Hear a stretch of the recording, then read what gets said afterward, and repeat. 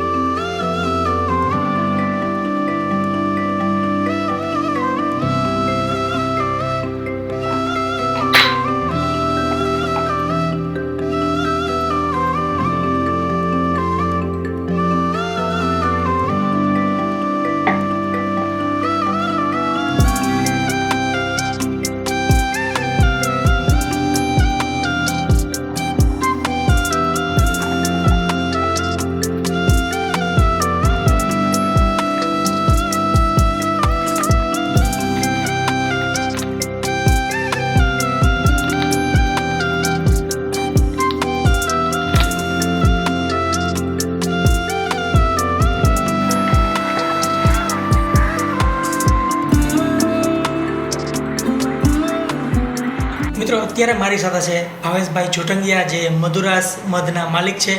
અને ખાસ ભાવેશભાઈ, મને એ જણાવો કે તમે રાજકોટ શહેરમાં રહ્યો છો, તેમ છતાં બી તમને મધની ખેતી કરવાની, એટલે કે મધમાખીનો ઉછેર કરવાનો વિચાર કેવી રીતે આવ્યો? પહેલાં મારું છે ને એક્સપોર્ટ ઇમ્પોર્ટનું કામ હતું, અને ઓર્ગેનિક ખેડૂતોની પ્રોડક્ટ અમે લઈને એક્સપોર્ટ કરતા, અથવા તો આફ્રિકાથી લઈ અને ભારત લાવતા. તો એ સમયે મેં જોયું કે ઓર્ગેનિક ફાર્મિંગ જે કરે છે એ લોકોને પોલિનેશનના ઇસ્યુ રહેતા હોય છે, અને એ સમયે મધમાખી એમાં પોલિનેશનમાં સૌથી સારું કામ કરે. અને આના માટે થઈ અને મેં દુબઈ અને અલગ અલગ દેશોમાં જે ફૂડ એક્ઝિબિશન છે એની મુલાકાત લીધી, અને ત્યાં મેં મધ ઉછેર કરતા લોકોની મુલાકાત કરી અને જાણ્યું કે ભાઈ મધ કઈ રીતે ઉપયોગમાં આવે છે, રો હની અને પ્રોસેસ્ડ હનીનું અંતર શું છે, અને ખેડૂતોને કઈ રીતે લાભકારી છે. આ 3 પોઈન્ટ ઉપર વિચાર કરી અને પછી આજથી લગભગ 5 થી 6 વર્ષ પહેલાં મેં થોડી 100 બોક્સ માખી લઈ અને મધ ઉછેર ચાલુ કરેલું. અત્યારે તો ભારતના અલગ અલગ રાજ્યોમાં અમે ઘણી જગ્યાએ મધ પાલન કરીએ છીએ, પ્લસ જંગલ ખાતાની પરમિશન લઈ અને વન વિભાગના જે ફોરેસ્ટ છે એમાંથી પણ મધ ભેગું કરી અને રો ફોર્મમાં પેક કરીએ છીએ. ખાસ વાત કરીએ કે આ મધુરાસ જે તમારું મધ છે એ અને જે નોર્મલ માર્કેટમાં બધે મધ મળતું હોય, એના બે વચ્ચે અંતર શું છે? માર્કેટમાં ખરેખર જે મધ મળે છે એ પ્રોસેસ્ડ મધ હોય છે. કાચું મધ ઉતારી લેવામાં આવે છે, કારણ કે કાચું મધ જ્યારે ઉતારીએ ત્યારે 20 થી 25% જેવી ક્વોન્ટિટી વધારે મળે છે. પ્લસ એ ઇઝીલી પ્રોસેસ થઈ જાય છે. પ્રોસેસ કરવા માટે મશીનમાં મધને ગરમ કરવું પડે છે. જનરલી આપણા આયુર્વેદ અને શાસ્ત્રોમાં લખેલું છે કે મધને ક્યારેય ગરમ ના કરવું જોઈએ, પણ જો મધને પ્રોસેસ નથી કરતા તો એની અંદર પાછું અલગ અલગ પ્રકારના જે સિરપ ને અત્યારે તો ઘણું બધું ન્યૂઝમાં પણ આવે છે, એવું કંઈ એડ થતું નથી. એટલે મોસ્ટલી જે સસ્તું કરવા માટેનું પ્રોસેસિંગ છે એ અમે નથી કરતા. અને બીજું કે અમારા જે મધ છે એ મોનોફ્લોરલ હની કહેવાય, મતલબ કે અલગ અલગ ઝાડના છે. જેમ કે વાઇલ્ડ ફોરેસ્ટ છે તો એ જંગલમાં કુદરતી રીતે પૂડામાંથી એકઠું કરવામાં આવે છે. એ રીતે લીચીનું છે તો ઉનાળામાં જ્યારે બિહારની અંદર અથવા તો ઝારખંડ ને એ બાજુ જ્યાં લીચીની ખેતી થાય છે, મુઝફ્ફરપુર ને એ બાજુ, એ સમયે લીચીના ફૂલમાંથી ભેગું કરવામાં આવે છે. તુલસી છે તો આપણે અહીંયા જોઈએ તો તુલસી ખાલી કુંડામાં જ ઉગાડવામાં આવે, પણ ખરેખર તુલસીની 5 થી 7 વેરાયટી છે. અને ઉત્તર પ્રદેશ અને ઝારખંડ ને એ બાજુ તુલસીના આખા કુદરતી જંગલો આવેલા છે. ત્યાં ચોમાસાની સિઝનમાં જ્યારે માંજર ખીલેલા હોય એ સમયે અમે મધમાખી લઈ અને ત્યાં જઈએ અને 1 થી 2 મહિના સુધી ત્યાં મધ ભેગું થાય અને એને કલેક્શન કરીએ છીએ. એ રીતે આ લીમડામાં ચૈત્ર મહિનામાં જ્યારે સફેદ ફૂલ ખીલે છે એ ટાઈમે લીમડાના ઝાડનું મધ છે.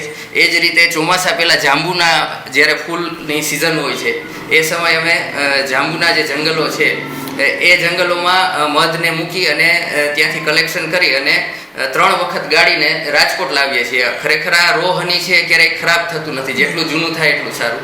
એટલે અમે અહીંયા સ્ટોક કરીને રાખીએ છીએ. જેમ જેમ રિક્વાયરમેન્ટ હોય એમ ખાલી 1 વખત ગાડી અને મશીનથી પેક કરીએ છીએ. કોઈ પણ જાતનું હીટિંગ કરવામાં નથી આવતું, એડલ્ટ્રેશન કરવામાં નથી આવતું, કોઈ પણ ફ્લેવર ઉપરથી એડ કરવામાં નથી આવતી. એનો બેનિફિટ એ જ છે કે જેમ કે તુલસીનું હની છે તો મધના ગુણધર્મ તો એમાં મળે જ છે, પણ તુલસીના જે હેલ્થ બેનિફિટ છે કે કફમાં, તાવમાં, શરદીમાં, તો એ તુલસીના નાના બાળકો પણ ખાઈ શકે, વૃદ્ધો પણ ખાઈ શકે, બધા લોકો ખાઈ શકે. લીચી હની છે તો સ્કિન કેરમાં વપરાય છે, તો સ્કિન કેરની અંદર ખાવામાં અથવા તો ઉપટન બનાવવામાં કે ફેસ પેક બનાવવામાં પણ ઉપયોગી છે. વાઇલ્ડ ફોરેસ્ટ હની છે તો વૃદ્ધો જે ફાંકી સાથે કે આયુર્વેદિક દવાઓ સાથે લેતા હોય એમાં ફોરેસ્ટ હની વાપરતા હોય છે. લીમડો અને જાંબુ છે તો ડાયાબિટીક વ્યક્તિ એને ખાંડના રિપ્લેસમેન્ટમાં લઈ શકે છે. બાકી આપણા કોઈ પણ હની છે નેચરલ છે, અનપ્રોસેસ છે અને રો છે, એટલે કોઈ પણ જાતનું સાઇડ ઇફેક્ટ વાળું પ્રોસેસ એમાં નથી. ઓકે, ખૂબ સરસ. પણ હવે મારે પૂછવાનું એ થાય છે કે ગ્રાહક તરીકે અમારે શું ધ્યાન રાખવું જોઈએ કે મધનું આપણે કહીએ ને કે પારખા કેવી રીતે કરવા, એને પારખવું કેવી રીતે કે સારું મધ કયું ને ખરાબ મધ કયું? મધને ટ્રેડિશનલ રીતે જોવા જઈએ તો 2 થી 3 પદ્ધતિથી પારખવામાં આવે છે. એક તો ધૂળ અથવા તો એકદમ પાવડર માટી હોય એને હાથમાં લઈ અને એની ઉપર ઓરિજિનલ મધનું એક ટીપું નાખી અને થોડુંક હાથથી હલાવવામાં આવે તો એ ક્યારેય છે ને માટી મધને શોષતી નથી, એની ઉપર પર્લ જેવું બની જાય છે. બરાબર. બીજી વસ્તુ એવી છે કે પાણીના કાચના ગ્લાસની અંદર મધનું થોડુંક 2 ટીપા નાખવામાં આવે તો વજનથી સીધું નીચે બેસી જાય છે અને ચોંટી જાય છે. ત્રીજી વસ્તુ કે કાપડ અથવા કાગળના ટુકડા ઉપર મધને નાખવામાં આવે તો એ પીતું નથી, એની ઉપર જ ટીપું રહે છે. આ આપણી ટ્રેડિશનલ મેથડ. અમારી પૂરેપૂરી કોશિશ એ છે કે લોકો સુધી સારી વસ્તુ રિયલ ફોર્મમાં એઝ ઇટ ઇઝ મળી રહે અને એના માટે થઈ અમે આખા ઇન્ડિયાની અંદર ડિસ્પેચ માટે કુરિયર સાથે ટાઈઅપ કરેલા છે. એમેઝોન ઉપર પણ અમારું હની અવેલેબલ છે. કાચની બોટલ તૂટે નહીં એટલા માટે આ ટાઈપના ફોર્મ પેકિંગ બનાવીને આખા ઇન્ડિયામાં અમે સપ્લાય કરીએ છીએ. અને બાકી ગુજરાત, મહારાષ્ટ્ર ને નજીકમાં તો પ્લાસ્ટિકની બોટલ પણ ઇઝીલી પહોંચી જાય છે. સરસ. ચાલો, તો ઘણું બધું જાણવા મળ્યું આપણે, અને ખાસ મને જે તમે ટેસ્ટિંગની વાત કીધી એ જાણીને મજા આવી. તમે પણ જો ક્યારે બી ટેસ્ટ કરવા માગતો હોય કે મધનું પારખા કરવા માગતો હોય કે સાચું છે કે ખોટું છે તો એ રીતે તમે બી ટ્રાય કરી શકો છો, જેમ ભાવેશભાઈએ કીધું એમ. તો ભાવેશભાઈ, આનો જે પ્રાઇઝ હોય છે અને ઓલા મધના પ્રાઇઝમાં અંતર કેટલો હોય છે? આમ અંતરની વાત કરીએ તો લગભગ આ મધ અમારું 40% જેવું મોંઘું હોય છે. બરાબર. અમારા મધની કિંમત પ્લાસ્ટિક બોટલમાં 350 રૂપિયા 500 ગ્રામના છે અને એ જ વસ્તુ ગ્લાસ બોટલમાં કરીએ તો 450 રૂપિયા છે, કારણ કે આમાં ગ્લાસ ફૂટે નહીં એટલા માટેના પેકેજિંગના ખર્ચા પણ એટલા થાય છે. બીજું કાચનું વજન પ્લાસ્ટિક કરતાં વધારે એટલે કુરિયર ચાર્જ વધી જાય છે. એટલે આ પ્રકારનો અમારો ચાર્જીસ છે. તો તમારું કહેવાનું હોય છે કે પ્લાસ્ટિકમાં ને કાચમાં બેમાં ખાલી બોટલનો જ ફરક છે, બાકી બોટલનો જ ફરક છે, મધ સેમ છે. આપણે પ્લાસ્ટિકની બોટલ પણ ફૂડ ગ્રેડ છે અને એમાં 18 થી 24 મહિનાની એક્સપાયરીની ફૂડ ગ્રેડ વાળી બોટલ છે, એટલે એમાં ખરાબ થવાના ચાન્સીસ નથી. એટલા સમયમાં તો લગભગ વપરાઈ જતું હોય છે. પણ ઘણાને એવું હોય કે ભાઈ અમે કાચની બોટલમાં જ યુઝ કરીએ અથવા તો જૂનું કરવા માટે રાખવું હોય તો કાચની બોટલ પણ આ રીતે થર્મોકોલ અથવા તો ફોમના પેક કરી અને અમે પહોંચાડી શકીએ છીએ. બરાબર છે. તમારો ખૂબ ખૂબ આભાર.